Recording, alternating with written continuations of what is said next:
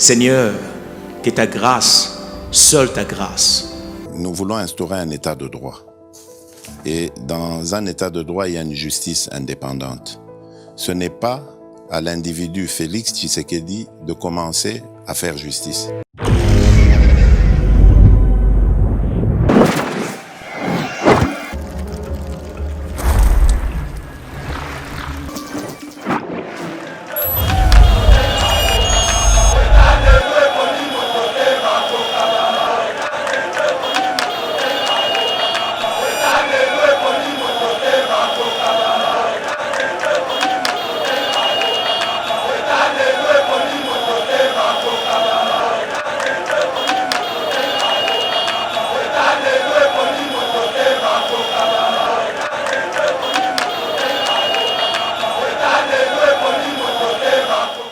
Théodore Ngoy, Ngoy Mulunda, Daniel Ngoy, Ngoy Mukena, Ngoy Kassange. Oh, où sont Pasteur Gili. Oh, Pasteur Gili. Ngoy Kassange, Ngoy Mulunda, Théodore Ngoy. Théodore Ngoy. Yo kasko bangoy On nous le bannit Pasteur Gili. Mais qu'est-ce que c'est ya tenaya? Sko bangoy on a tout ce qu'on l'a ngo. On se comprend que et peut si bien. Mais na minute yo, tant que pasteur Ngoy Mulunda a bêti lokomoko contre la nation. Oh, ça sacré. A bêti nation, basimbaye, bandeko mususu ya bikolo batelemi. Nous les ressortissants. Nous les ressortissants, entre autres, na honorable Jeannette. Président peut à parti politique, yeba kozala entouré na ba. Tant bozo ke na ba émission, tant bozo ke na nino, boyeba. Bosa la analyse, bota la keno likamote. Parce que par exemple là je peux citer na sortie médiatique il y a Kabound. Il a parlé. Il a voulu bien faire. Mais pourquoi comment on va y ça l'a mis. On se comprend. Mais ce qu'on va analyser na fond, ce qu'il voulait faire. En fait, ce sont des positionnements politiques. Donc, il est grand temps à la sociale à peuple. Il est grand temps que le président Fachi a dit à la justice, a fait sa banque à moyen non. S'il faut l'on la juge à Monibo à l'on il faut faire sa banque à moyen de façon que la justice ne peut réparer la pauvreté dans le monde. Ma femme n'a pas de coalition FCC caché pour faire. Les avocats nous peine à y. Mais il y a que le président Félix a s'émancipé dans Joseph Kabila. Cardinal Mbonga Lobango. Si comme Konzamboka a s'émancipé, et dit qu'à peine d'abimi, il y a une réaction, il y a Cardinal Mbonga. Papa, maman, Ndeko, vous qui vivez à l'étranger avec vos investissements au Congo, vous qui pleurez à chaque fin du mois parce que les locataires n'ont pas payé ou un membre de famille a utilisé l'argent des loyers. Vous qui avez confié la gestion de vos biens aux amis ou aux membres des familles qui ne savent pas combien vous avez souffert pour en avoir. Vous qui à chaque fin du mois recevez des explications au lait des loyers. Même vous qui êtes au Congo mais n'avez pas le temps de gérer vos biens, ne vous tracassez plus. Glicom est là pour pallier à cette situation. Gestion locale des investissements des Congolais d'outre-mer, Glicom en sigle. Nous gérons vos biens comme si vous étiez sur place ou comme si vous le faisiez vous-même. Avec un personnel qualifié et expérimenté, Glicom collecte vos loyers à temps réel, assure l'entretien de vos immeubles, vous accompagne dans l'achat et la construction de maisons en toute transparence. Aussi, pour éviter des conflits au sein de la même famille, confiez la gestion du bien commun à Glicom pour un partage équitable et équilibré à tous les héritiers. Pour plus d'informations, visitez www.glicom.solution ou appelez au plus 243 97 94 12 145. Papa, maman, Ndeko, yomotofani na mikili ya bapaya, to oza awana Congo, yomoto locataire ayokisa pasi po oza mosika, kolela esili. Na Glicom, kimiana motema. Vous êtes sur Eba TV, bienvenue mesdames et messieurs, merci de la confiance, vous allez couper sa biseau. Vous êtes belé dans la République démocratique du Congo, mais aussi à travers le monde. Bolandaka Eba TV, à travers l'émission Éveil Patriotique. Merci beaucoup. Les lotoés, les sous devant Bino, parce que actualité oblige. Vous voyez que l'Union sacrée, moi, nous et Zalaki. rencontre à Jean-Marc Kabou na député transfuge il y a FCC et Dio Bimaki on a continué toujours il y a des frais chroniques to kobete la lisolo nango to kobete appelé lisolo il y a corruption au ezali ko gangrener ba institution à République déjà lobby directeur général il y a Sekopé na secrétaire général il y a ministère à EPC bakangaki bango baza déjà na parquet général il y a Kinshasa Gombe ba détourner bon 31 millions de dollars likamba détournement oyo ezali ko pesa biso matoi pasi chaque fois tozali koyoka yango Lambert Mende a définir union sacrée na ndenge na ye Martin Fayulu a défini union sacrée na ndenge na ye le président aussi tente de donner une autre explication au biso sotoyebi kasi invité na biso lelo moko et cause la première fois naé à définir pe union sacrée après sa point de vue naé par rapport à union sacrée beaucoup découvrirez tout à l'heure là Pasteur Gili Boyebi attaquant de pointe azanga kate aza toujours wana le pe a PC là parce que esengeli yaloba. Mesdames et messieurs, vous avez activité parce que les lois ils allaient vraiment lumbe et koinda. Bonjour leader Gili Bokwala. Bonjour Ndeko Mitterrand, Naya, excellent début de week-end ayo. Et bonjour aussi na plus de 100 000 abonnés. Oh lelo bazo ça quand même biso confiance donc dengue na loba ino la fois passée que to bossa l'union sa 2020 to bandi encore na abonné moko. Oyo rendez-vous biso na bango le 31 décembre de cette année encore 100 000. Donc confiance sur ba pesa biso biso pe tozo pesa bango musala très bien o esenge na biso ko sala et les limites na éviter ceux na ozana ba respect ndenge nini na éviter ceux na ozana ba discipline ndenge nini bomelanga yango na boyo présenter les invités na ngai merci beaucoup de comité na voilà mais avant l'anto yamba invité na biso ya lelo ozalaka amoureux ya ndembo Pasteur Gili Zombo le soir au lobby lo mon côté. Non, de commit na beti bale. Bandeko ba Hollandanga, kutu mingi tomba yoka ba benganga gilit donc ça combo bima partir à Hollandais de gilit. Na bané 90 donc na beti vraiment bale titi na ba âge moko boy. Donc na lingara vraiment bale makasi et lobby we salamaki pona la kisa su bandeko ba Hollanda biso ke na za pensionnat football. Oui. Ata coach na minito yo akoya ne loko yo. Oh. En tout cas plus ya liboso coach Anita Obikate. Et loko e kota yi lobby et sa deuxième fois salama. OK. Mbala liboso mutachango André Iniesta. Na demi-finale ya Ligue des Champions, ya Barça Chelsea. OK. Donc kaka ndenge salama kiwana. Xavi a pesi Messi azongisi André Iniesta longolia. OK. Donc nandenge soalat nandenge koya ya mwana salama. L'histoire se répète très bien. L'histoire se répète. Merci beaucoup. Bravo na bapetiwana, bravo na musala to osala, na ebike mboka na biso ezo matamale malé. Très bien Gili Bokwala boyebi ki azalaka vraiment donc fan ya foot déjà tant boyo grabeta masolo wana ko saraté et aujourd'hui mesdames et messieurs na Eba TV nous avons vraiment le réel plaisir ya koyamba moko o déjà boyebi kombo quand bien même que bomona ka été docteur Mayele lelo aye na Eba TV. C'est un grand honneur pour Nabiso. Ngana ko présenter parce que na ko risquer na rater peut-être moi ba détail mususu yemoko et sengila se présenter parce que boyo kakaye Pasteur Gila sala ke mission mon côté sans pour autant attendre kombo na ye docteur Mayele donc o biso na kinto benga ka donc pire vieux ya ba petit na ye ceux qui bomoni donc bilele oyo moni Pasteur Gila moni Mitterrand na ya donc eza mutu mususu te eza docteur Mayele cadeau di boso biso tozui na ye bati viangwana. Docteur Mayele, bonjour. Bonjour Mitterrand. Bonjour Billy. Donc, nazo mola koto na longola na masque. En tout cas, on a checké pour na kaka message kaka ya Covid. Pour nazo ka ba te belé bazolo ba ke Covid a wana kisha sezalité. Mais nazo sabino que non Covid ezali. Ezali et ezo bo mape mingi. Donc ba te belé ndenge ezali bo bazo bela Covid ango. Mais bazo bima par exemple dans tableau que non nazo la malaria, nazo la typhoïde, mais ezali Covid. Donc bon respecter ba consigne nyonso ba consigne bazo na makama Covid. Bon landate ba bilobela o que no biso on a comme non. Ezali pe makasi. Très bien. Donc yango wana mais namoni quand même distanciation sociale ezali pepele. Donc na longo nga pe. Merci beaucoup. Masque yo na respect ya batu nyonso. Merci beaucoup docteur Mayele. Donc voilà.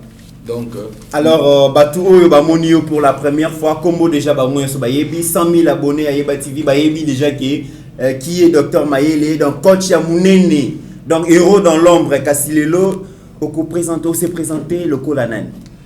Bon na ko se présenter le Kolanani. Na se présenter le citoyen libre. OK. Donc j'aime kozana liberté moko ya repenser ya koloba oyo nazo kanisa. Oui. Mais nazali vraiment au balobi congolais. Très bien. Donc yangwana omoni naloba toujours aimons le Congo. Donc parce que ce ko lingi Congo nga eza Congo.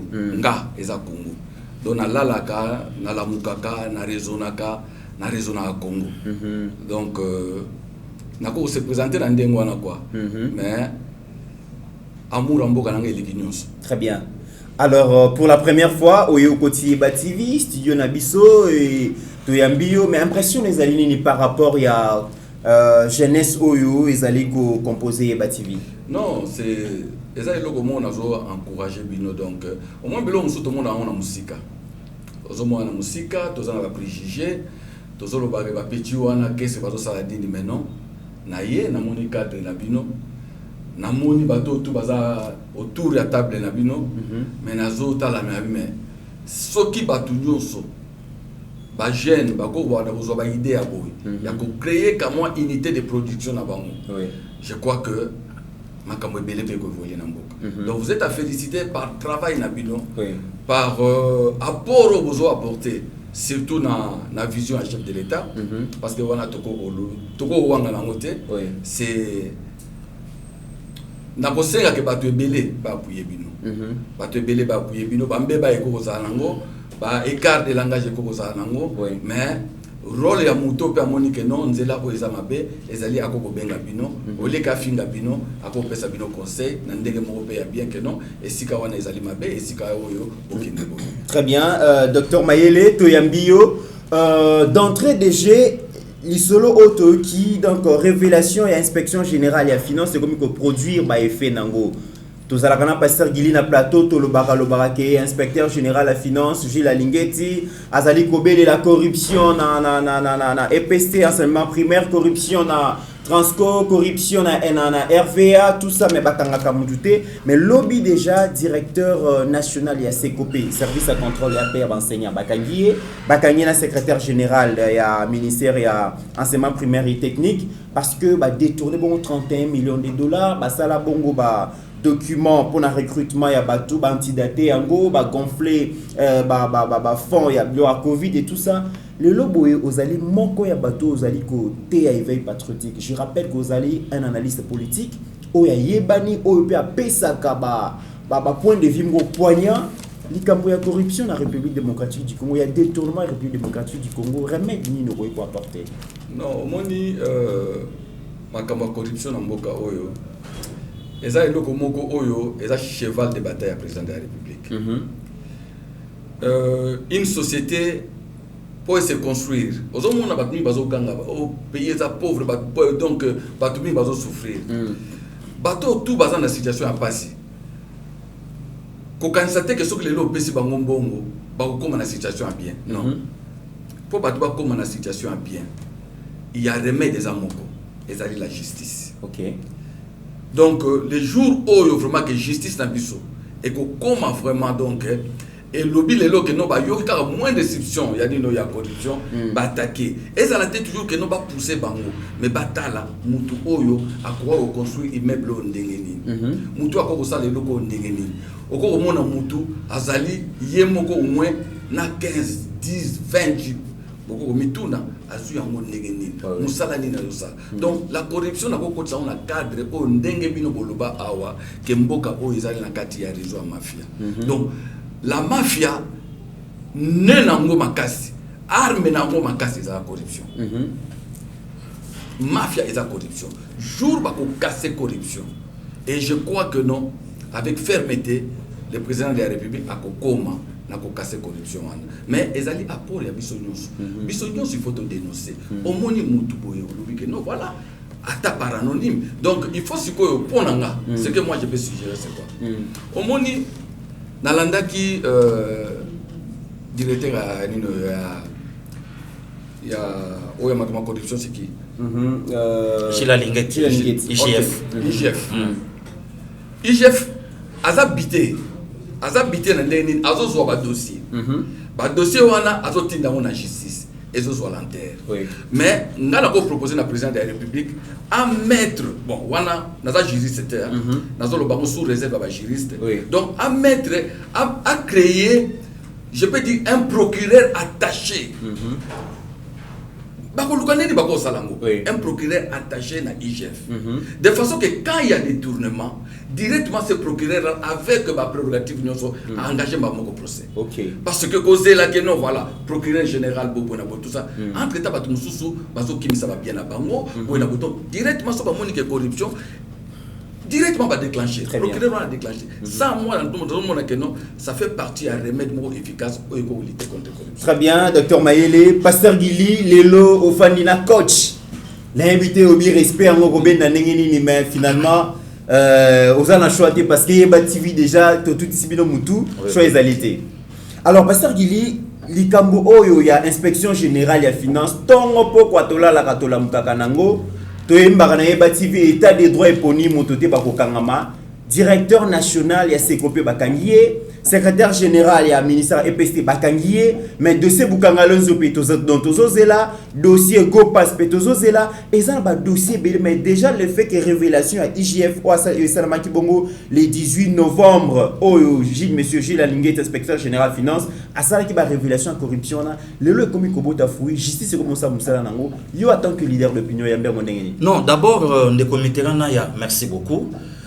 Babiloko nyonso oyo ezo salama lelo eloko moko te eza raté eloko moko te eza à côté pardon nyonso eza na ligne nango likambo ya enseignement elobamaki likambo ebele elobamaki outolanda awa déjà kulutu outoloba lobi soko zu IGF ya saletate ya sali musala na ye atindi yango aki de droit ndenge lobamaka maintenant l'enterre nyonso ezo so makuna pour permettre les cambo et salama à tous les cas il y a pas longtemps na betando na biso alobi yango alobi dossier Bukangalonzo dossier ya Sekopé dossier ya Boye ya Transco oui ya Transco toti que la justice tant yemoko ibini ya salama de comité na en tout cas lelo na suis grâce na lobango à tout moment na yebisaka même bande ko nyonso ba Hollanda biso na soka temps ya ko discuter na vie na téléphone et ça na butu et ça na tongo et ça la même na journée et ça la même en pleine émission et lelo mutango yeyo likambo yo ya corruption to stoloba yango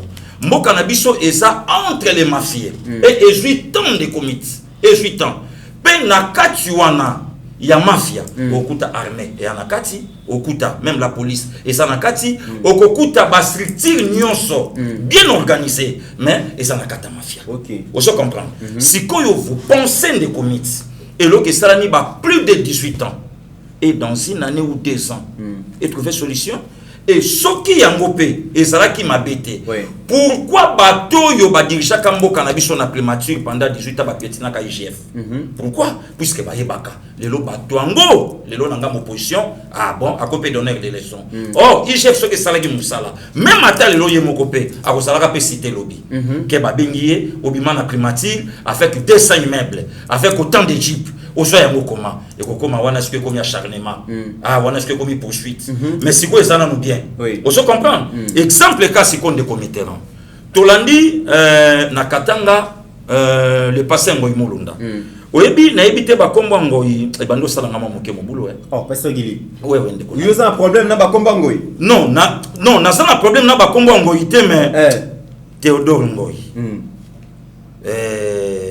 ngoy molunda Daniel Ngoy Ngoy Mukena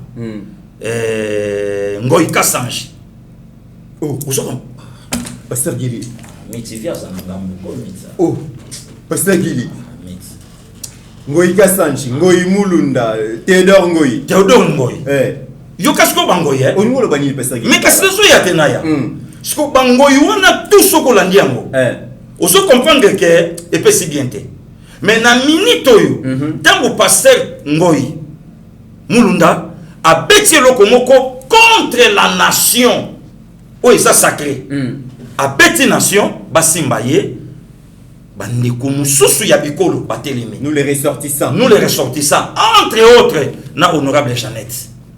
Le Jeannette a telemi ce papa sa bato leçon que ba lever yango biso to telemi to ça d'accord te. Voilà pourquoi on ça d'accord lelo na ndeko langa Pero Louara. Lelo tango Pero Louara telemi. Alobi mais dada Jeannette, soki yo telemi pour na problème ya pasteur Ngoyi. Oui. Bongo katange mususu lelo ba kotela na lupango bakanga ye na 3h du matin. Vous les katange bolo bakani. Alors politique wana ya tribu yango te na mboka na biso. Siko soki na zongi na motuna na yo ndeko na ya. Omoni ba mafie ezo senga sikoyo eloko yoki ebimisko na monokavie.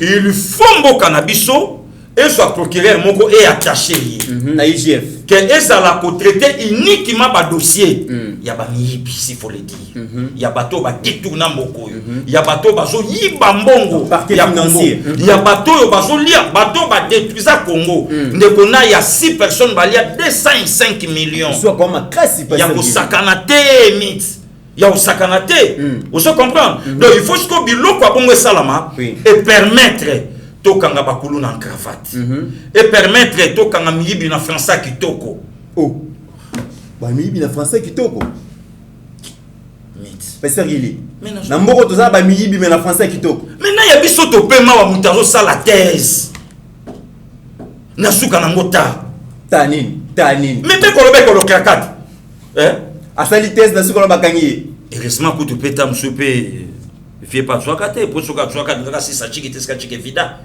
ayebi cette langue vous comprendre babiloko wana tosoko boya yango vous mona donc vie na faut na bige vie toza na eza vie docteur Mayele azawa to benga vie mais tant ozo ba vie azwa kate ozo lebela na pasteur Gili za na clair na oyebisa yo na obeta na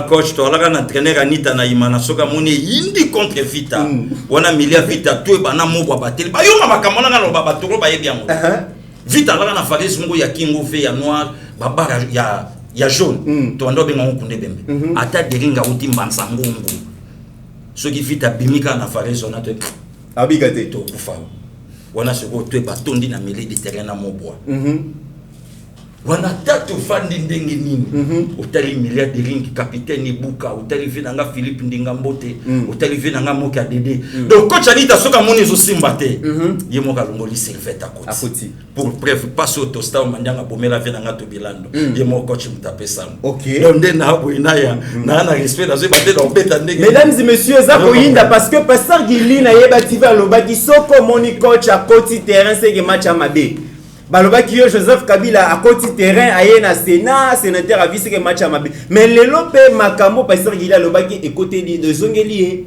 donc yempe pasteur Gili coach à côté na terrain est-ce que nanga mune pe match amabe pasteur Gili clôturer na likambo ya ni avant to pesa maloba na docteur voilà le comité donc ko kimanga na nuté obana ko lobaki via azwate ngana zana wana ko kimanga te mais na lobi de comité na tout le monde mutao que nos vidéos chika invité même na mon conseil na ya omoni lelo na colère adresse mais bandeko mususu quand même baotala biso bazalaka pe na moi minimum respect pa na biso bazwa ka temps ya kolanda tant pasteur alobi ke ndeko moko auti Turki ya katisi azo finga lelo passé Gili na Grèce mais musalo lelo ba passé Gili ba osala j'ai pas cité les noms natangi komba montuté mais lelo sko tango ndeko nanga moko atelemi a dû ba vidéo a dispatcher na ba groupe que na finga ko so réponse na éviter soka na problème na passé Gili ndeko mitera nga na sina yamba téléphone o yo ka coach alobaka nanga yamba ka bapel allo oui et ça passé Gili mama na yo mtu ana na poto est-ce que na zo ba tutu ya plus 31 na sangisa bango rien mais natanga bobo boto lobani opeto ko lobana kati nanga mais na plus 31 ba fan pe oh quand même afandi bo on a passé Gili bazali donc tant na lobby par rapport il y a deux personnes on va juper tant ya ko finga passé Gili très bien donc il ne quoi ça la calme à Luka métro ou ko côté Belgique ou bien France donc atika passé Gili à l'aise très bien parce que tozo zongela yo docteur Mayele olobi lo moko ya bien esengeli justice et ça la musala nango mais to yebi que pendant plusieurs années justice ezala ki na maboko ya ba politiciens justice qui influencé dans acteurs politiques. Pensez-vous que cheval de bataille à mon conseil état des droits, est-ce que vous remettre en confiance? Est-ce que Congo et c'est la zone sa confiance dans la justice? Mais au fait, tout dépend de la capacité du président de la République pour imposer marqué. Mais je crois qu'avec détermination, en fait, et ça, le Colandais dans le bas qui a tant aussi ça à l'université, vous avez une université, vous avez une idée belée. Vous avez un président de la République, vous avez une idée belée dans tout. Que non, voilà un gars qui a commis un état de droit, tout ça. Tout ça c'est bon. Et ça va idée. Mais ce ne sont pas les idées où il faut changer ma cam. Et là, il change ma cam, il y a conviction. Donc, il faut avoir conviction et puis la détermination. Mais quand je vois le président de la République, dans ce monde en dengue, parce que ce n'est pas facile. Les gens peut-être croient que non, le président peut changer le Congo dans 2 ans. Non, c'est difficile. Parce que les paramètres sont ébélés. Aujourd'hui, les athées qui sont na deuxième graduat na droit, on va juge. Non. Et ça va juger au bazawana, va vendre pendant des années, va continuer à faire réseau à mafia. Et puis il faut y toujours, même en Italie, tout ça. Réseau à mafia, va parler na bango mingi pe bazar juge. Au moins va juge parce que bazo pe ça va même toute information. Que dossier moko yé awa, aux ans détournement mo na fongo la mona noté. Le quoi na fongo la mona noté, yo déjà dispatché déjà parce que ce sont les juges qui vont pas cette information. Mais avec détermination au président de la République, je crois et je suis sûr que à quoi arriver n'a qu'à instaurer justice moko ou est capable les lois y a lutter 100% contre la corruption. Très bien. Et pour détournement il y a deniers publics. Il y a deniers publics. Nakoko bakisamo moko na oyo Gilia Lobby concernant à propos il y a bako benga bino ba fingi bino tout consort. Vous devez savoir une chose que non, dans le moment où on est commis, il faut s'attendre à tout. Bat bako finga bino, bat bako qualifier bino ndenge nyoso balingi. Bat musu bako bete bino maboko. Posez la tête que bat nyoso ba bete la bino maboko.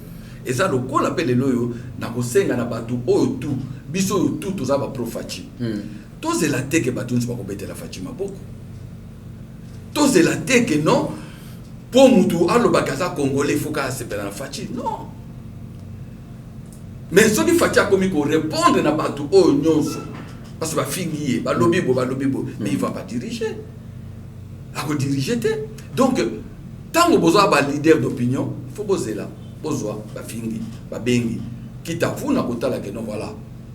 Batu oyo na ko répondre boye, na ko répondre bo. Mais bino bo sala musala na bino de façon que éveil patriotique bino bo continent parce que on peut tout dire. Vous avez joué un rôle très très très capital. Ngai pona nga kutu pona nga. Na ba manifestation bingi ndenge sama na présidence wana. Il faut pas inviter bino. Ba inviter bino que na liste ya nino chaîne attaché mais ba bengi bino parce que bozan la kacha ko sala boulot moko o bato ebele o bato ebele bazolela mbongo nango mais bino bozo sala le président lobi bobino bato répondre alors qu'il y a ba service moko o yo ezali wana pona ko répondre makambo ebele. Très bien, mais avant tout ce qui est dossier à la justice, le lobo espoir ya ba congolaise na ba congolais ezaka kate que justice banda musala nango sous les règnes ya Fachi. Bazo senga que justice ezala peine effet rétroactif, ça veut dire que crime pour la rater. Ceux qui ont eu bambongo il y a 15 ans, 20 ans passés, aujourd'hui, bah qu'on peut faire la dossier pour que l'État a récupéré ne serait-ce qu'à ta bambongo ils en maboura bat les lobes, bah école, bah hôpitaux, bah route, ils en ma poche ya bateau basoa. Mais est-ce que justice sous Fachi bozana courage na audace wana ya ko luka bateau ba kimi FCC ba continuer union sacrée, est-ce que tu pico la bango pour te récupérer ba biloko na biso ou soit tu lo bakena le roi baza déjà na mokonzi to tika bango to lempa bango. Non. Moi je crois que vous avez erreur makasi. Ce qui est bateau au bazai pas mokonzi, bateau ba yé kokota mokonzi, que ce qui bazali na biloko moko boy oyo. Ba crime économique moko ou bien ba détournement moko oyo bango baza terre so ba poursuivre bango te donc on a vraiment un coup de pédale. C'est au niveau de la présidence, l'exemple doit venir de là. Donc bateau tout baza mêlé, bateau tout le ba kota na union sacrée, bateau tout oyo tout mutoye bi que non a simba mbongo ke sa l'état ce que justice hollandais. Mais ce que je peux te dire c'est que je parle toujours sous réserve il y a juriste na yebi que non na droit ezali na ba matière moko oyo soki eleki 5 ans soki eleki 10 ans bakolandela yango te wana donc quelle que soit la situation justice ekolandela yango te mais ba matière oyo ezosenga ko balobi ke non oyo ata ndeni elongwaka te s'il faut justice alandela yango en tout cas même ata biso peuple il faut totelemela la justice to dénoncer que mutu tel et là on va demander aussi à chef de l'État que batu oyo akopesa sa responsabilité batu oyo akonommer comme ministre bazala batu moko bazala vraiment intègre. Très bien Pasteur Gili, Lambert Mende lobaki alobi parmi ba makambo asengaki mokonzi ya mboka po adhérer na union sacrée alobaki ke mokonzi ya mboka ameka kosolola na batu na ye batika chasse à la sorcière. Ça veut dire qu'ils ont des collaborateurs à Mokonzi Bazo, Luka Mukamate, na part ya bato ya FCC. Mais le lot de la justice, tout le monde ko sa musala. Est-ce que Mokonzi Koyoka la mère Mende pour justice et bon maman tenez que tolobaka ou soit Mokonzi Mboka ko continuer toujours le baki. Moi je vais pas fouiner dans le passé, mais justice c'est ça musala non. De comité na ya réponse déjà na motuna na yo pa nanga yango wana. Donc tant Fatia lobaka déjà na début ya mandat na ye kenga na kufune pasete. Au santé que bateau ba yebi politique malamu te. Ba yebaki que justice pendant 18 ans ezalaki na maboko ya individu. Donc yale na maboko amutu.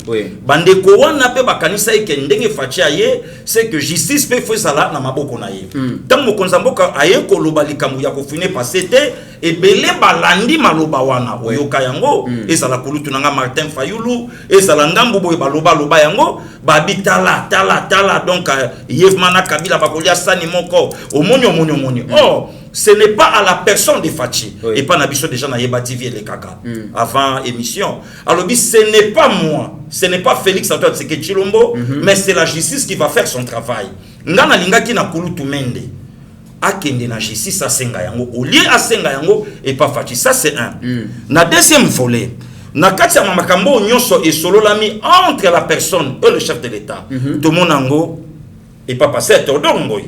À côté de la consultation, balobi makamusu na mukonzi kuna na kati abimi devant caméra akosi. Donc pasteur Bouki Lokuta akosa barikadraye na joye pe awa azwa penzela na ya zo limbisa raté. Non akosa surtout Bangoyi bon heureusement baza na chance puisque grand frère nanga moko pengoyi Kems vient à Londres Kems donc ndi loko bazo bika mo moke soki ya la quitté ande arme non conventionnelle donc tout d'abord bazo bika ka pona avec Kems donc ozo comprendre le comité le lorsque tango kulutu mende alobi loko wana c'est comme si aye ko senga na mokonza mboka pona kota il faut boyer oh non na kata union sacrée et ça dès que fiche parcellaire na loba ina yo que mito ngoko tenyo sacrément signé kuna papa non yango te donc ngana lingi ke na kulutu mende atika justice sala musala na ye à l'aise po ba yeba ke mboka oyo bango ba dirija kango malamu te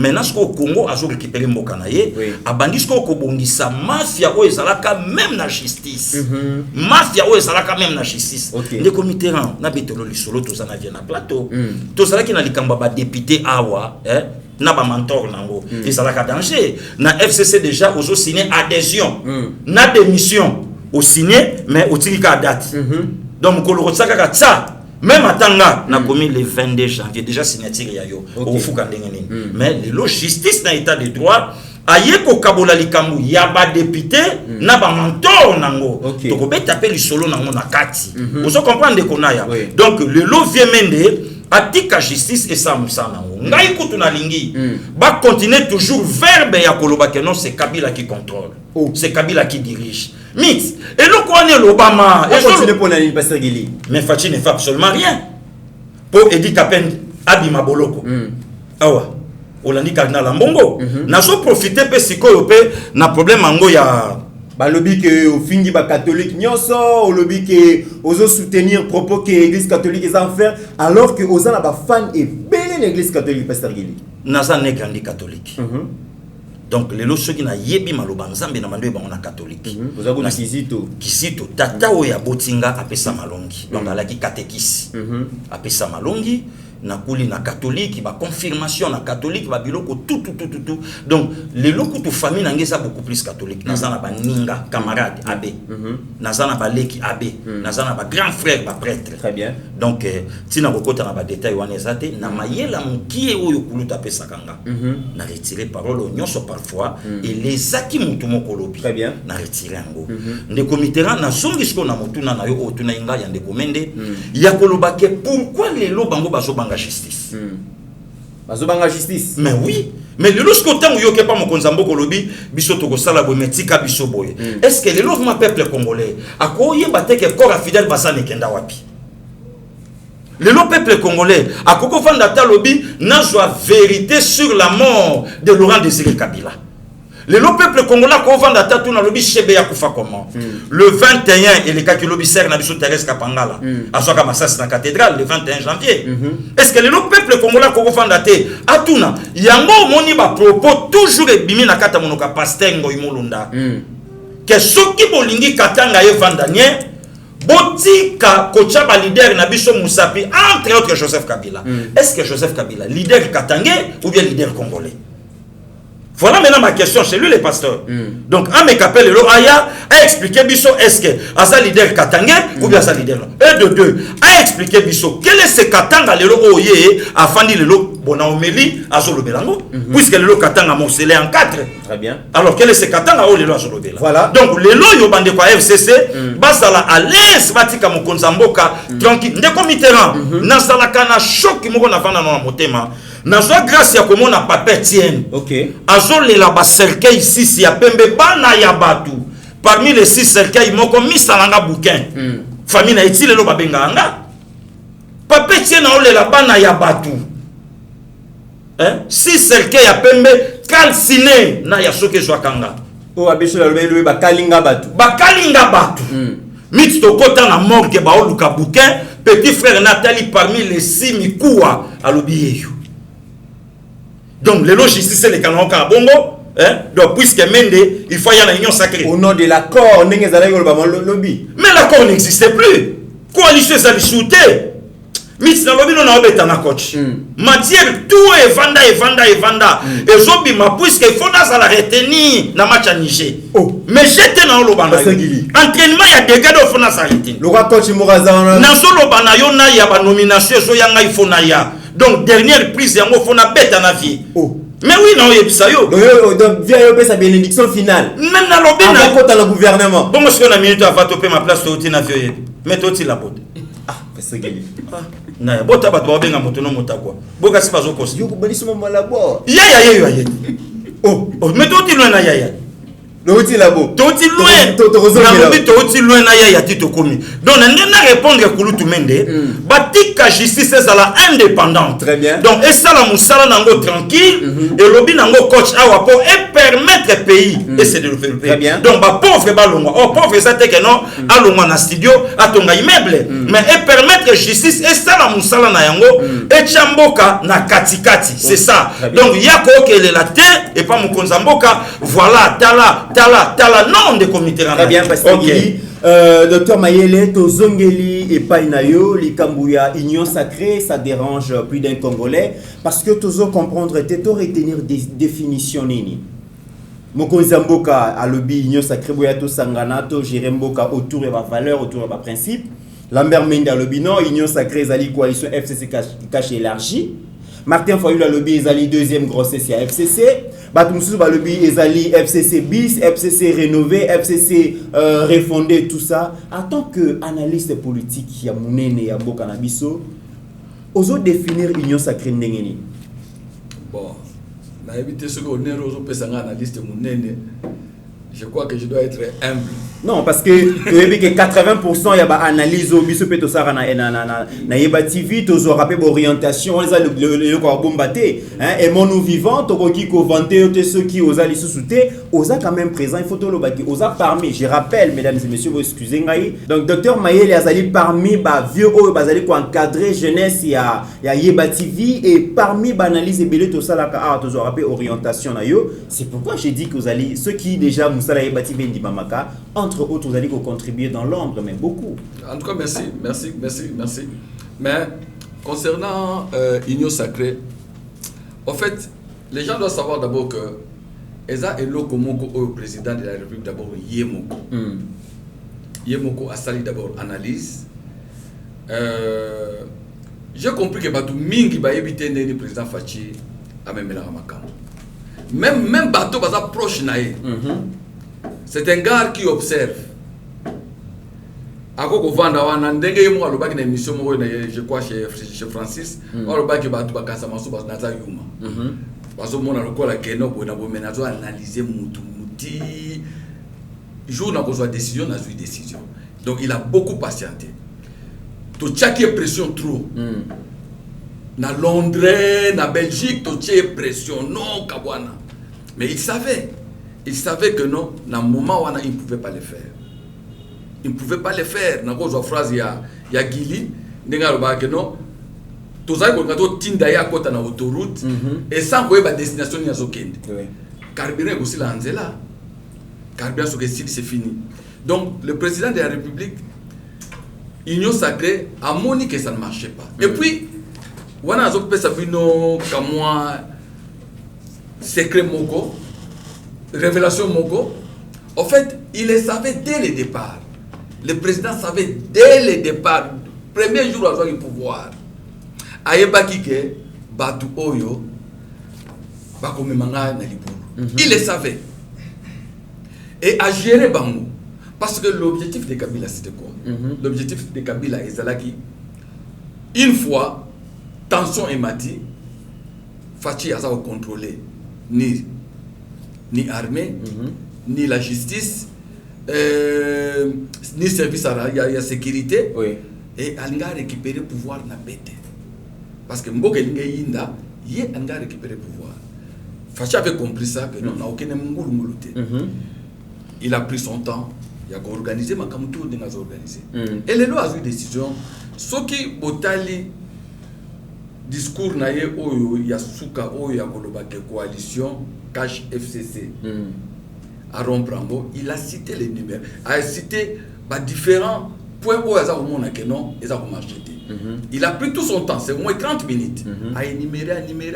Tant que ça ko énumérer mo biso to za ki to landango boye. To be me muto er mo ko revesete ya. Monter mes agobeta. Ti et l'autre to za la gaga. Oya bibisa que non à mettre fin coalition cash FCC. Tant qu'on a créé Union Sacrée, il était Esaïe. Ce qu'on a Hollande ba débat ba tumi baza kolobani ni que non, ah non. Même bateau baza na gouvernement, même bateau baza na parlement. Baza koloba que non, il sera le seul comptable en 2023. Mais entre-temps vous gérer Mboka, na deux comptables. Il y avait Kabila à côté, il y avait Fachi à côté. Mais il y a des comptables. Donc, pour nous résumer Union Sacrée, comme Eloko Mogo Fachi a sali, de façon que Azala Yemoko, le seul comptable en 2023. Dans ma solo, il y a les deux hautes personnalités se sont rencontrées, se sont retrouvées. Non. Et vous allez sous-souter. Non, c'est ça l'Union Sacrée. Dans le bicéphalisme au sommet de l'unité, vous allez sous-souter. C'est ça l'Union. Donc, c'est vraiment la Bozindo. L'Union Sacrée, c'est ça. C'est Boye. En fait, son programme comme tel, et ça, on doit le baguette. Mettre fin à ça, mettre fin à la corruption, tout ça. C'est ça. Akolinga Siko a mené Mboka. Mais est-ce que la fin de l'année, bon, voilà, c'est le gouvernement FCC majoritaire qui va diriger avec le Parlement. Et parfois, je me posais la question, comment voir, par exemple, aux hommes, un coordonnateur, il y a FCC, avant d'y avoir des dollars, ils ont. Mais là où j'étais, je me dis, mais on est où là? Aux hommes, on a dit, Mabunda, ils ont côté dans le Parlement, ils ont l'accès pas que non, l'IPA. Et Matita. Mais je me dis, mais est-ce qu'il sait pouvoir nous Oyazanango? Que dans le moment où on a un ça, soit le ministre de la Finance ou le ministre de l'Économie, a Bengissier, Basali Mosso, Balubi, que non dengue Zali Boye, voilà. Mais elle s'est moquée de qui? Yangwana Biloko Facha Boui. Facha Lingisiko que non. En 2023, Baluba, Fachi, il n'a plus besoin, il n'a plus. Donc en tout cas, n'a évité ce qu'on accordé même à ta. Il n'a plus droit à l'erreur. Avec l'Union Sacrée, Fachi n'a plus droit à l'erreur. Parce que Egozala Loko Moko Yaye, C'est pourquoi quand j'entends les gens dire que non, voilà, Bisso, il faut boyer. Oui, tous en la politique. Batunion so bazan ambition na bango. Oui. Batunion so bako loba que non Bisso, il faut tous primature. Bisso, il faut tous Assemblée nationale. Oui, et ça doit na bango. Mais bozo zo yango sikoyo pour bo sala na yango nini. Pour vous mettre en application nini. Yango na félicité ki bilotango na mona pour développer cette vision ya koloba que non, avant tout d'abord il faut un programme. D'accord. Il faut un programme. Ba débattre d'abord un programme. On a un exemple à Belgique. Na Belgique, bon mon amanso gouvernement et oumeli. Que gouvernement ba sali gouvernement té. Mais ba wela kana ba poste té. Ba lo baté na na premier ministre. Mais entente na bango tout est dans programme. Okomona parti oyo ba beng ba réformateur ba yé. Na programme na bango ba lobi par exemple que no bango ba okitsa impôt. Ou bien ba ko matsa impôt. Écologiste pe ba yé. Ba écologiste ba yé ba lobi non biso ndenge zali boye. Ba il faut tolingi souteke ba nino ba akata banzete basala par exemple que no ba voiture ba na ko circuler ndenge bolingi parti social ya ta bino na moni bino MR na ba ekolo bozo yokana na bapoe na bino mais ngai makambo okitsa ya ko matsa impo na li hôpital ya ko matsa impo na lingite ngana okitsa impo ngai makambo social na moni que non sécurité sociale na boy que non bo simba yango bino bolobi non balobi OK biso to bendani donc ba yokanité na programme dès que ba ko sala programme na bango ba silisi ba benga ngo accord ya gouvernement tango ba ko silisa ba talisi ko ba bi bon OK to silisi nani siko ya ko ma premier ministre na yo ka ba tumusu bazo ba que parti ou ezaka majoritaire mais non nana ko am premier ministre ba ta ba bi que non yo soit premier ministre gouvernement est outil ko leka wana MR parce que majoritaire na parlement mais bango nani Charles Michel premier ministre mais pour ni na zaka na parlement ya muke mais coalition les ay coalition donc bref si on doit résumer l'union sacrée est salami pour que le président de la République a lui-même seul comptable en 2020. Alors qu'est-ce que vous dites à propos il y a Lambert Mende tant Azali Kolba qu'ils coalition FC élargie. Non, boy Lambert Mende en fait tant que mutu azanga ga elo a koloba de façon que batu ba yokaye. Mais tant que azoloba Lambert Mende na yebi que no azana français ayebi français makasi. Ayebi en fait Lambert Mende ba moto abimisaka ayebaka porter na a trouble la pasteur Guélifort pasteur Guélifort na trouble la pour avoir ma réponse na epele ande moi bien en fait quand il parle de élargi on a pas na mais élargi c'est qu'en train que non élargi ça ko bakisat mais si ko bazo bakisa ba parti politique ba regroupement politique ou bien bazo bakisa nombre bato c'est là où il doit nous répondre. Est-ce qu'ils ont nombre de bateaux ou bien ils ont un parti politique à Kossi. Parce que ce qu'on l'a dit, président, autorité morale n'a pas mon Kabila. Aïe, ça va résister. Quand on y a député tout, alors qu'il n'a pas de résistance. La résistance. Mais la même personne a essayé de faire la résistance. Lambert même de les propos qu'il a dit. C'était le propos Oyo, président Kabila Yebisaki Bango, na mandat dès que président, dès que Basali investit, tant qu'il y a un bango tout. Aïssa Bango que non, Oto Samutu Azawana. Yede Mutoko Azamogonzi. Donc, bon, ça de façon que Mboka Ekede de l'avant. Oyo Yemoko Akwa Eko Salate. Ma Sengisiko Batuana, Basala et Bafachi. C'est ça, c'est à ce moment-là. Mais ça, c'est côté. Parce que même si Lambert met la bouteille dans côté, moi je me pose la question ce qui bat toi FCC, bah il faut analyser Kabila. Non. Kabila essaie d'abord que non, je n'ai pas 15 bons collaborateurs. C'est qu'en train que non, vous avez à côté.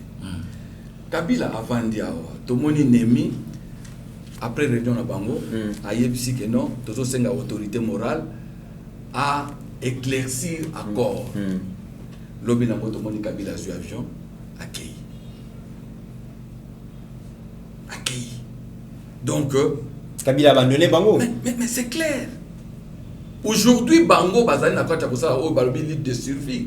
Donc bango bazwaki Kabila comme bazwaki pe Kabila en otage. Bazwaki Kabila en otage. Siko bango bazolinga siko ke Kabila aya a aidé bango vis-à-vis na Fachi. Parce que Kabila c'était un ancien président a aidé bango que non voilà biso tozangi ba poste bobo na bona botu. Kabila d'une façon générale ce que vous raisonné Kabila a abandonné FCC. Les lois ezali qui sauvent qui peut. Donc muto nous avons dit que non ngana ko kende bo na kei. Bato ba mona ki yango avant. Ils ont compris que non navire ba paluku ba mona dia que navire ndenge ezali bo. Très bien. Mobutu yaba pe que non nako kende en rapport avec le président Mobutu. Mobutu omoni na nino tango AFDL ezali koya. Na yoka ke manda zaki muto suka okima Saddam Congolo. Mais tant que baza koyebise que non AFDL azali awo bandi makité. Au fait batouana tant baza na pouvoir bandi maraté que pouvoir et silaka. OK. Donc ils sont quelque part aveuglés. Donc union sacrée bref makamumenda lobby il n'y a pas élargissement parce que union sacrée ou plutôt cache FCC ezaki na des autorités morales. Mais aujourd'hui autorité ndakuta même coûté OK. Jamais boloba ke facha za autorité morale. Non. Aujourd'hui la union sacrée ezali sikoyo na mokonzi moko. Chauffeur moko ya moto. Chauffeur moko oyo nanyoyo Katumbi asengaki ke non azo senga ndebone fachi que camion moko ekozana des chauffeurs. Très bien. Donc c'est ça l'union sacrée. Donc eza élargissement. Très bien. C'est l'apport des autres. Pasteur Gili, que dire na Martin Fayulu le temps azali kolobake union sacrée ezali deuxième grossesse ya coalition FCC cash. Peut-être à ce moment que FCC cash ba Gérard Kimboka bato FCC na président Félix et puis na union sacrée to komona kaka bato FCC na président Félix on azali kobenga deuxième grossesse. Merci beaucoup ndeko meterana ya na compléter kulutu d'abord non na premier à Lambert Mende. Tant Lambert Mende lobby la coalition élargie. Oui. Totali na parlement to là au moins na 500 sièges. Oui zalaki bango balaki na 300 quelques. Alors côté pays à pouvoir balaki pe minoritaire. Or ce qui a lobby élargissement ya coalition, c'est qu'il faut Kabila pe à côté siko na kati ya union sacrée. Ou ben oui ndeko meterana. Tala na ebisa ko ndeko na ya ko kanisa te ke suku mutaliki azolo baba français belé nda azolo ba bien. Mende a troubla mboka Mutaliboma ya France qui liboma na yena français. Alors en français. Mutaliboma ya France qui liboma na yena français. Il y a bien ajouté en maté puisque les hommes n'ont rien. Qui liboma ma ya bien tonalité qui toko. Mais fou kasi naya. Pour comprendre que ceux qui mutaliki azo choco rien. Pour preuve bazoka Kabila bazuma loba ba pesi raïs. Oyo raïs azoka courage à botuna bango. Discours à 6 minutes bino bokangeni. Bato Kabila nda otuna na ba professeur d'université. Ba fait nanga mon fasakani ko sakana te muto ezali. Et par répondre à autorité morale que non na 6 minutes il y a discours à mokonza mboka biso yo ke lokote. Kabila yebisi banga bina yebeke bo comprendre que te fallait bozelanga moko. Bato Kabila oluba na bango na ke no ba comprendre que te ba professeur à UNIF. On se comprendre ba fait bo chap. Oji fait nanga moika. Ce que pour mon na ke Kabila botola bango ba dip. Via vandi ya robeta Kabila bord moko lobby régime. C'est mis dans primo ministériel. Voilà, primo ministériel. Imbrié Kabila pour que Kabila n'a pas mon grave. À ça, il y a déjà ma tata pour pour ma tata, ça veut dire que macroéconomique. Macroéconomique. Troïka stratégique. Babilo Kone Bandoko pour Marais fort. Ce qui est ça, Yoki Babilo Kone Bimuta c'est ma tata. Oh, Ponani. Macro. Il y a Yoka mo place ni. Ce que je veux pas Auguste. On a ce qui sort on a série costume noir les chapembe cravate rouge. Vie clair. À Troïka stratégique. Yango monita mo pétition salamaka na parler du peuple balongola. Auguste. Yeme ya nyata na parlement bi muta ko meka. Parmi bino bozana o nanya ko bimistanga ba mon lokola Auguste. Alors botika ya vanda. Alors tango siko ba ye au juifs menda lobby. En tout cas, coalition élargie. Mais il faut tout nailler. Il faut tout nailler. Et les gens qui sont là, ceux qui tout le monde a député, comme plus de 500. On est ce que tu as tout fait dans ton bureau. Oui, talaboy. Donc, c'est une façon de discussion. On a attendu sur de tout ça, là, on a dit. Même des bases, on a l'accent, mais tout y a battu. Que c'est Kabila. c'est lui. Finlin, les Finlin stratèges, Yemei. tous ces Yemei. Mais les loyaux, personne attend à Kakombo, il y a maître Tunda Kasenda. Mais basalaka na bango na pourquoi na bengi Yemei à Lobinanga. Chadar a memi bango kuna na siège. On va pas nous intimider. Mais le silence radio. Donc pour comprendre que non, balinga ki ba kotisa na mitu ya batu que non, c'est Kabila. Olongwe na vie la mère mende kende na ba communicateur tout. Oyo baloba que non Félix akoka Kabila te. Les Mbeko, les Joël, les Kuswanika, les tout consort naya. Be mission na biso même ata Kuswanika kota ka komantaka. Oh, na mona ki. Mona ki pasteur Guy. Olanda Geti na kati émission tali ninga commenter. Ouais, Kuswanika zo commenter. Na mission bataka ye ba bimisa une émission na biso. Do yango mona ka tia lo barananga lobi petit kotaka no ba tout puisque politique change. Donc dès to beta no émission de Fabien pas vendre aux abelema. Ye pas beta mona. Est-ce que la deuxième grossesse donc nazo komela ye. Et lokosko ngana senga ki na fait Martin a monté bureau stratégique na ye. A sa montango a la kaka biso le 20. Mais a bosko ko bimisa biso ba kombo abatu. Ponani kasi biso siko tolukaki to mona siko bakombo sika na bilongi ya sika bauti na mai baye pa Martin Fayot parce que bauti na mai mais kasi ya yebisi facha lobi bato nyoso yo zui batu ya kala bato yo tu yo zo sana bango kuna babomi mboka oyo mais ye azana muzitu mutu akala ye moko mutu akala ye moko ve mafa azui tala na vie na ngape lisanga bonganga berer mususu berer Azuna venanga lisanga bonga mutu akala. Donc pour comprendre le Martin Fayolo, biftek o ya bandai ko dame. Cop o ya bandai ko salela. Net le lo IDPS au pouvoir. Donc le lo Fachi au pouvoir, abomi même copie ya Mikili. Le lo yi mon apoto vieillé. Donc le lo okobwa kalisu ngunda ndenge nini pozo adoki. Ba colère musu pozo mon appel ba ya musu kuna contre biso. Yango wana ke Fachi sala. Donc de konanga Mitterrand chaka na yo na 7 ans muzo mona batuana. En fait quoi pas ma fait zanini. Ma fa linga kate coalition FCC caché kufa. Alinga te ezaka gani pena ye. Te meya baneko senga que président Félix a s'émancipé na Joseph Kabila. Cardinal Mbongo lobango. Siko mokonza mboka a s'émancipé. Edi Kapenda bimi yoka réaction ya Cardinal Mbongo. Asengango. Mais yoka sko réaction na ye. Yo tu nasko vient nga musitu fumumpa. Lelo Fachi akomi mabe, lelo Fachi traître mais yo tu na ye. Lelo nga passé gili batu bakomaka jalelo tout ça. Le premier dialogiste ya Fachi c'est fait nga musitu. Je n'ai jamais vu un homme honnête, sincère, sérieux comme Félix Antoine Tshisekedi Tshilombo. Mais il a changé. Azaka bongo. Copine ça te biftek babotoli. Donc en fait, ba vient nga chuke. Ba vient mafa. Ba kuswanika. Ba mbeko. Ba tuana tout. Bale na bango ya rakani ni coalition sala. Fachi patin. Fachi placebo. Fachi marionnette. Ce que tant coalition et koufi. Yebisanga ce qu'on a minute ya chuke. A otake Fachi nani. Yebisanga mafa. A otake ce que Fachi nani.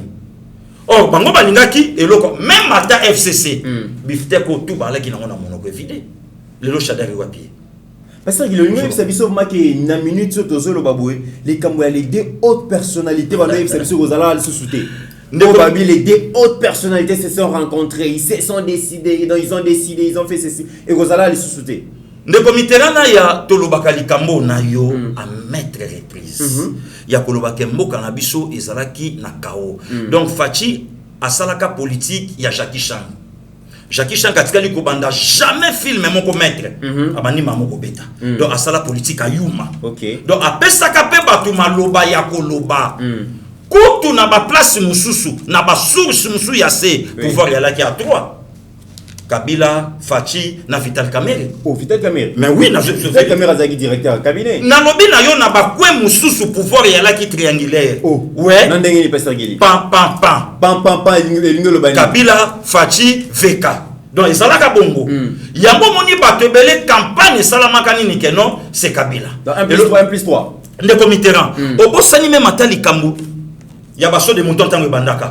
Ba chadari balika na écran. Lèvre Joseph Kabila Tikango. des maisons peuvent fabriquer dans Kanchach. Et frère Joseph Kabila. Mais le lot de moutons, ici là, oh, et comme il doit géant. À ta gratuité, Balba qui a Joseph Kabila. Toujours il y a Joseph Kabila. Mais le lot de justice est mappé bateau. Parce que yo tuna bateau, nyo so baloba ngo basawapi. Donc c'est une façon ya kozong sa Kabila na mutu. Oh, besoin ya Kabila ça, bateau wana batika ye makelele. Via autour lobango, na lobango, Kabila ne le calcule pas. Le lot na ya entre Kabila et Fachi, le plus grand perdant, il y a Congo, c'est Kabila. Puisque Kabila tourné, Kabila tourné dans Monda, Kabila tourné dans Guine, Kabila tourné dans Lubumbashi, Kabila tourné dans Est, Kabila tourné dans Bela Congo, partout. Yemoko madame naye, Otolanda ye maire, Alubango, Abi Congo Zamboka Kitoko, Zamboka Bakoko na biso, biso tozo compter kotika la awa na mboka na biso. Elle a parfaitement raison. Donc on se comprend de commune. Mais ce qu'on les comble les anines, les comble les a tangu yo ke yo lobike, tozo bondela, tozo senga na ba congolais, ba sambela puisque pauvreté leki makasi. Na loba yango, mère aloba na biso prière nini o ya salapo akomanala, Zoé aloba na biso prière nini o ya sala po akomanala. Donc au fait de committeran, le vrai problème est ça que toti que la Fachi charge à Congoté. Biso peuple congolais to aider. Tochaye maboko afin que to bimisamboka na biso na gouffre. Pourquoi les comités Hollandi déjà na départ il y a émission déjà Dr Lobiango alobi 2023 et ça lobi na tongo aloba na ngango abi petit kili comme on a 2023 lobité 2023 ngo lobi na tongo. Or c'est le moteur à côté les mapo après sa biso Makambo yo a dirigé Kimboka pendant 1625 jours. C'est lui-même le chef de l'État. Vous comprenez? Donc, il y a un moment où Ayeko Fanda, Ayeko sa idéologie à Union Sacrée. C'est lui le responsable, c'est lui le patron, c'est lui le gérant.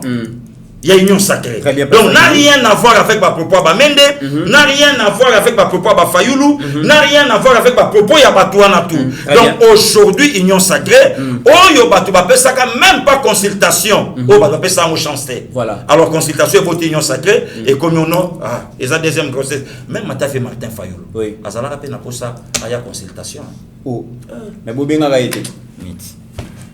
Voilà, pasteur Guido Rozongilayo, docteur Mayele. Il y a d'autres personnes, d'autres analystes qui pensent que période de Tokomina Bazobengayomo, transition sans Kabila. Ça veut dire que Kabila est parti, mais il a laissé donc ces hommes qui sont là, mais il y a Rosalate. Et la transition sans Kabila, Bazo qui est dans la formule, il y a 1+3. Ça veut dire que président Félix, Jean-Pierre Bemba, Moïse Katumbi et puis Bati Lukwebo.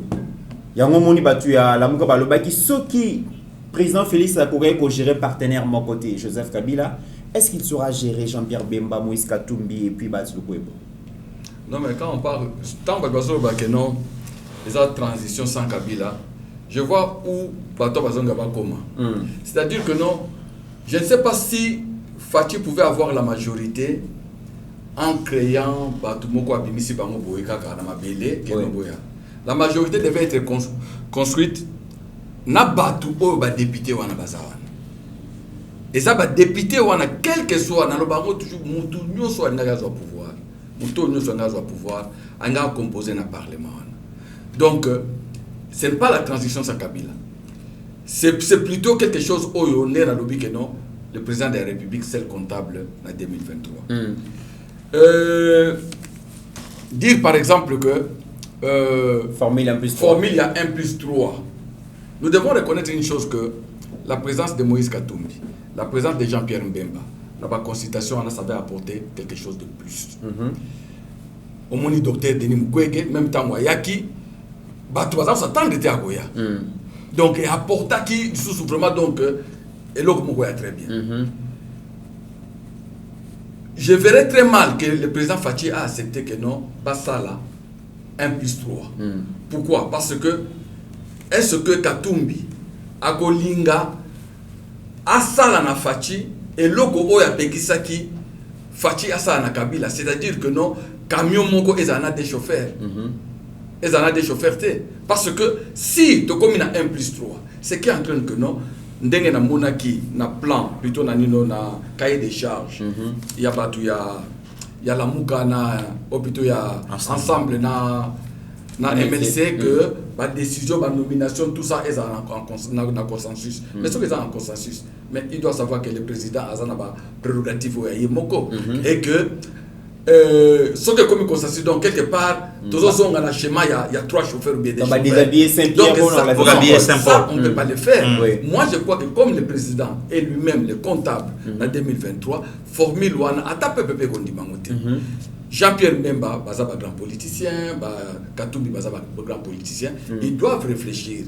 Ils doivent se mettre à un moment donné dans le que non, cette fois-ci, total intérêt en Boka. Parce que tant que la population, ils vont souffrir. Oui. Baloba toujours que le président Fachi a comment un riche a vivre. Il ne doit pas regarder ni Jean-Pierre Memba a vivre, ni Katumbi a vivre, ni les députés a vivre. Il doit regarder comment les pauvres vivent. Si on veut changer ce pays, il faut, la solution doit venir na kota la ndengeni ni ba pauvre bazo vivre. Soko leki na Kinshasa au moins ndengeni bazo pauvre. Mais quand je regarde aux autres la débat, aux autres la même banino tout ça, ba réforme ba bazo envisager. Mais eza ba réforme moko ozomona to kene malembe réforme ya loi électorale. Réforme ya cour constitutionnelle. Réforme ya justice donc pour la cour constitutionnelle. C'est qui en train de quoi? Tout est chité dans les élections. Oui. Tout est chité dans la politique. Tout est chité dans les politiciens.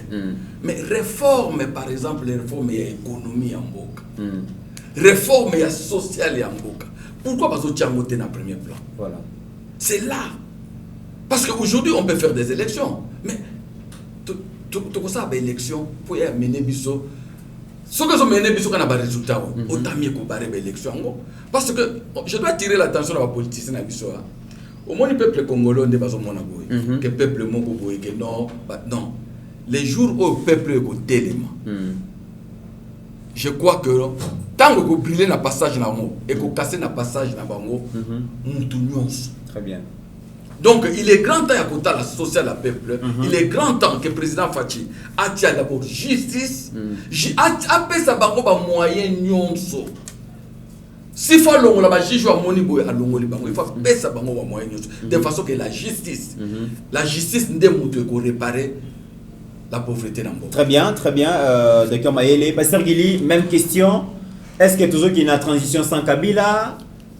Ozome Mabiso na formule 1+3, président Félix, et puis Bati Mbabemba et puis Moïse Katumbi.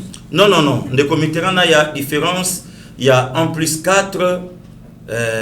Donc, même à parallélisme exact. On a discuté mon colonsusu pourquoi Batebele Banda Bolo Bakeno Facha Zolela Mingi, un président plaintif, mais pourquoi Kabila a Banda guerre nous doit Zolela tout. En fait, tant au dispatching, il y a 1+4 et Yaki. Kabila a joué qui était Nyamboka a Kabeli Mutu na Mutu. Sala Oyoyo Sanango besoin. Yango moni batu nyonso lelo ne bazawana. Bazana mo adira lobana Kabila te. Pour Kabila sana dossier ya mutu na mutu bango tout azanango na maboko. Ayebi oyo salaka na socio-culturel, ayebi oyo salaka na Ecofin, ayebi oyo salaka na boye, oui ayebi oyo salaka na boye. Azanango tout, même ata les ministres, même ata bato nyonso moni ba olobana. Kabila sana fina bango na maboko. Yango moni besoin na bango. Donc elobi na ngata docteur Kabila azonga atia bango pouvoir, lobana bana king. Ya changa pouvoir ko. Vous comprenez? Dans sens mais tandis que le lot na tout ya Fachi. Fachi a su pouvoir le kola Kabila a pouvoir te. Ne kona ya bande ko bele fo ba ke loko wana. Kabila a su pouvoir ba bongise les constitution. Taillé sur mesure ponanga. Na ya boro via yelinga. Taille énorme. Ataya ki yango sur mesure ponanga. Via ya tala bi mes petits. Oh mais konda le ki on a ventre nga vie. Kasi bo critique à ventre. Oh. Le compte de l'égal on a ventre. Donc ta moni maya bi konda le ki. Même ata déjà le ki nga na ventre ki. Ah. Si vous vieux tango atali bo via moni ne bora moté. Ah bien. Mais bi marane ni konde soit c'est justifié. Oh bien. Au moni petit là ta ba bor monsieur moi bi msage ventre gayan et moi bi msage dimi. Yemo ko souvier ale ki nga na ventre. Oh. Donc conseil on a fait zongela yemo docteur Maye. Yemo ko souvier ale ki nga na ventre. Ba banda bambangu déjà. Ouais, via bandango kasi ko ninga ya yepam. Na okimisa yele. Vous comprenez? Si quand on Fachi a su pouvoir, non, pouvoir tant Kabila a su, basali ni Kabila constitution. Taillé sur mesure pour naïe. Yoka constitution. sans tenir compte il y a nationalité il y a muto akoko chef de l'État il suffit azalaka na Congo âgé de 30 ans akoma chef de l'État. Donc, une constitution taillée sur mesure pour éterniser Kabila au pouvoir. Babilo Konyo Soana. Mais Yango Moni Papé tient déjà en 2006 à la constitution. IDPS. Mais quand Fachi est venu au pouvoir, Ayen a pouvoir na nenge au Kabila Yakanangote. Kabila Ayen a pouvoir un président sans majorité. Akouti maintenant Kabila devant face naye. Ndeko na ya tolobake lokoyo. Kabila Nani Fachi, Martin Fayoulou, Jean-Pierre Bemba, Katumbi, Moutoumoko a comme jamais la présence de la République. Bango tout ba pranti na Kituana. Même ata bato nyoso lelo zomona ke no ba osala Martin Fayoulou. O soki Martin Fayoulou kotaka, anyaka biksa Kabila tananga kanga imbala moko. Mais non, c'est la sorcellerie pure et simple. Na quelle armée? Mais oui, des comités. Na quelle armée? Hein? Oh non, moni fachinda mutema munene ceux qui Martin Fayoulou anyaka kanga Kabila mbala moko. Na quel parlement député moko? Na quel parlement? Anda kuta toujours na Kabila. Yo kasko langage. Oh non, anyaka panzango en respectant la constitution ou quoi? D'ailleurs, yemoko namu à partir de Genève a violé yango. Une fois élu dans 2 ans, pam. Mais maintenant quand Fachi est venu au pouvoir, à 8 ans il a étudié l'adversaire que devant lui, à s'allier ami, à soit politique naye, à étudier pour abetana na siko bien. Donc c'est une personne au lelo Congo, il faut etiaye siko yo maboko. Etiaye siko yo maboko bitumba o ya kundi. Naya, omoni union sacrée et sa réponse au Fachi Bundeli Bitumba na coalition FCC Cash. OK, très bien. En neutralisant d'abord Kabila et puis la justice de mon pays a neutralisé déjà Vital Kamerhe na photo yemoka salaki sikoyo vrai congolais nyonso oya yebi que d'abord la nation congolaise pas la personne de Fachi que soka sale loko ya malamu ono ya mboka nanga Congo na betela ngoma ko. Très bien. Mais malheureusement les londe konaya les lotos na ba politiciens aînés des politiciens sorciers ozo remarquer même attendre émission zo sala maboyo muta ofinga même ata docteur Mayele très bien asera baisser ça ke petit na niveau ba petit wana sikoyo tangu mutu akoloba lobi na biso mais sikoyo mutu Mayele botango atiki mikili aye à comprendre que ba jeune ya boye moins de 50 ans ba sangani basala loko na bango po ba aider mboka yekende olie yo ya ochabiso maboko leki place on lo baki yango kitoko te leki ezangi bino nini pona boye leki sali bino boye mutape madame deboule ne ya semo apemi sikoyo abandi kofinga très bien mutafandi abando tape mère baku atidie kuna est-ce que mon développement na fouti ba petit l'arte et tout ça ote na tina ki maman otina maman sans yebisanga pourquoi et comme bagarre au lieu siko a encourager biso rien donc babiloko wana na Congo babiloko ko finga yango moni na ya na telemela ki bande ko nyonso même ata na ngambo ko bande ko ba santé toujours parlementaire debout malgré balanda migrité toujours parlementaire debout na yebisa ki bango mutu afinga Jean-Pierre Bemba te mutu afinga pe Moïse Katumbi te politique et ça le la vélo mutu ekiti na se ezo matape kala mingi te siko na minito yango moni na benda sikoyo ba député matoi wapi siko mutu nanga moindo nzangi silence radio a comprendre que à côté qui na autoroute na vitesse na yete sans consulter même ses amis députés y ensemble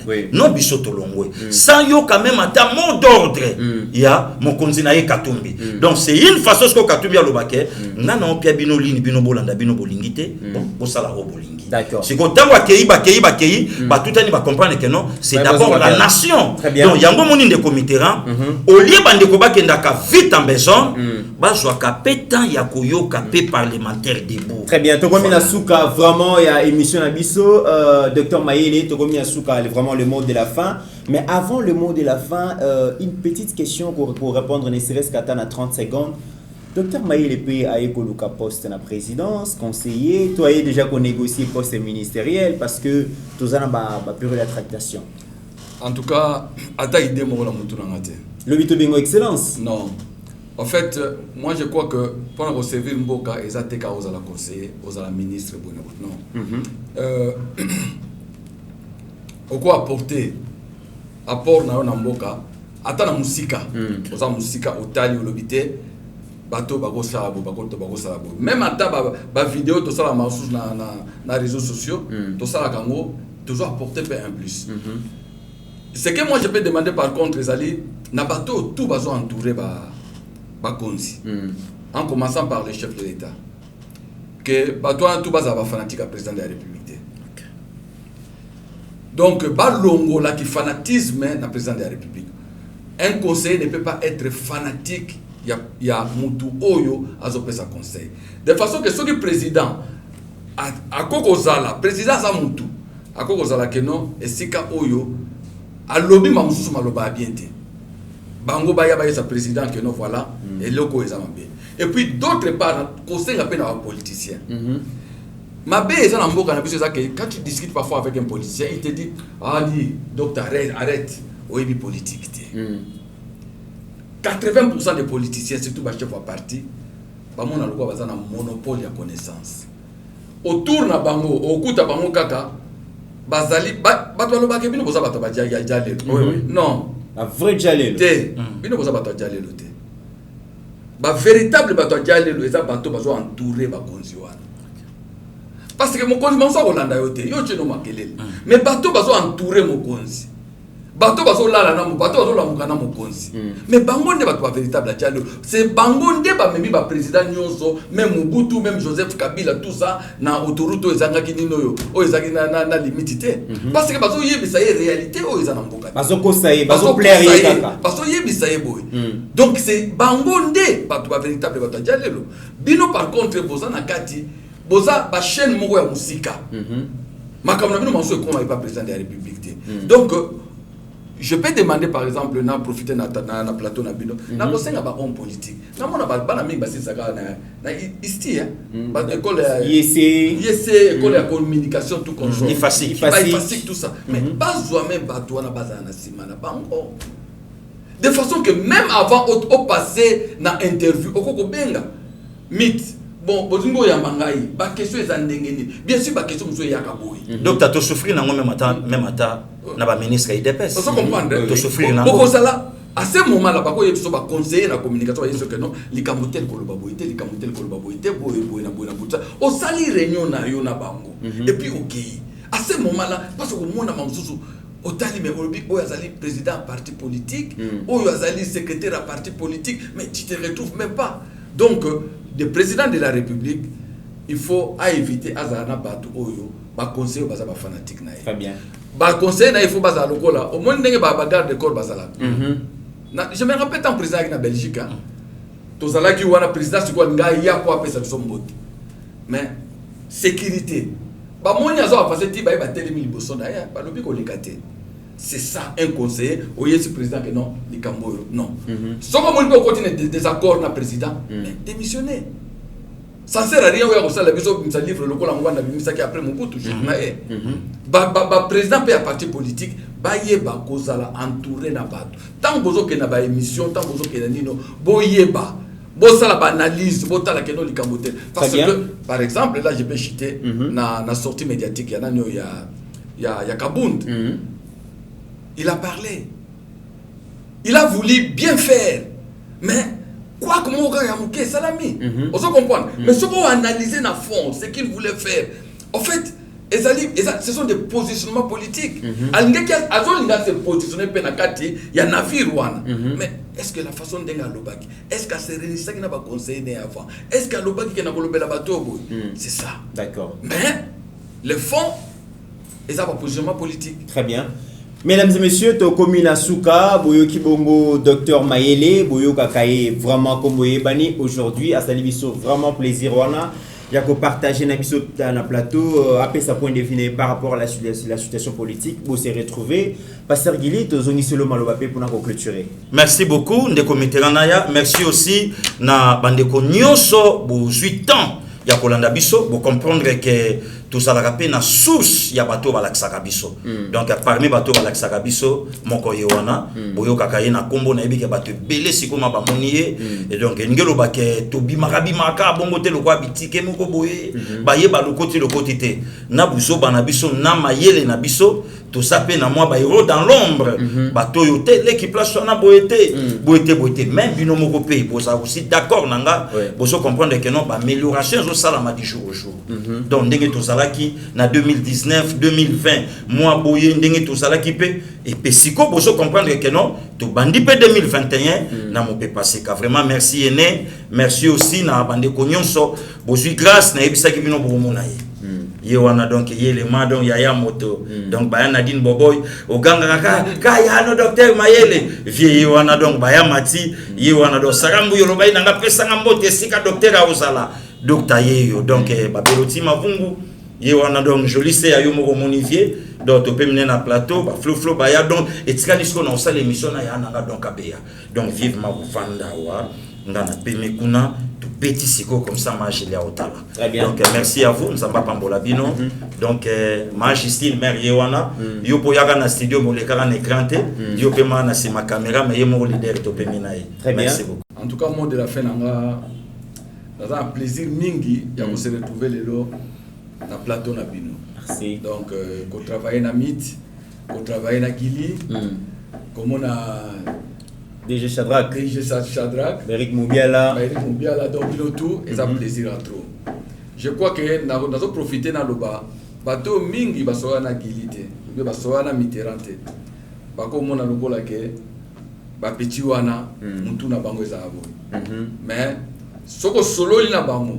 Okomona ba blo muso baso dégager na mutu na bango, tu vas te dire mais basali ba classe ni yango wana naza d'accord na Gili aloba ke non bato mususu bazo ba diplôme basi sa classe te donc baza bana moko oyo au point de vue connaissance tant ozo changer ozo échanger na bango ozo mona ndenge bazo capter l'information bilo muso ko yebsa muso Gili na veille mais ozo mona ndenge azo reproduire yango lobi maintenant c'est une tête donc na profiter be na saluer bande kolanga famille nanga tout ndenge boza na Belgique en commençant par ma femme Justine, Banananga, Idavin, Marcelin, Régine, Serge, ma petite Nanga Tebo, na Nicole de Mozongi qui Nangaï, et ça plaisir à trop.